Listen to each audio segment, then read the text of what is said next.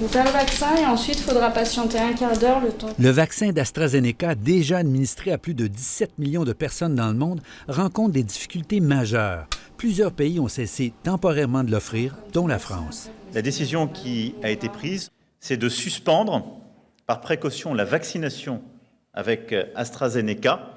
C'est le Danemark qui a observé en premier quelques cas sérieux de caillots sanguins chez des personnes vaccinées, mais sans pouvoir démontrer une relation de cause à effet direct de l'un à l'autre. Peu importe, depuis, c'est l'effet boule de neige. En tout, une quinzaine de pays ont suspendu temporairement et par mesure de précaution l'administration du vaccin, mais pas les Britanniques.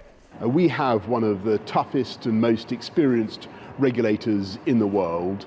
They see no reason at all to discontinue the vaccination program. Au Canada également, on continue de défendre le vaccin. Le meilleur vaccin pour vous, c'est le premier qui vous est offert. On se fie à des spécialistes, à des experts, et eux nous assurent qu'il n'y a aucun risque.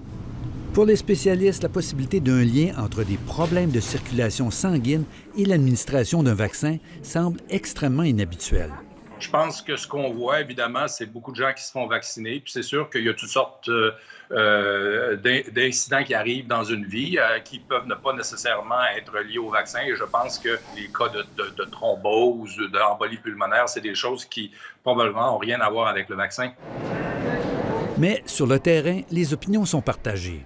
Mon mari l'a refusé parce que pas de confiance avec AstraZeneca. Il faut faire confiance. On n'a pas le choix de notre vaccin. Même au sein de cette même famille, les avis divergent. Moi, j'étais pas contente, là. J'étais vraiment pas contente, puis j'ai essayé de forcer pour qu'elle ait le Pfizer. Parce que c'est celui-là qui était disponible aujourd'hui. Je trouve que je ne suis pas insécure face à ce vaccin-là.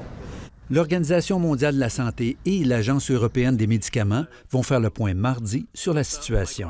Ici Normand Grondin, Radio-Canada, Montréal.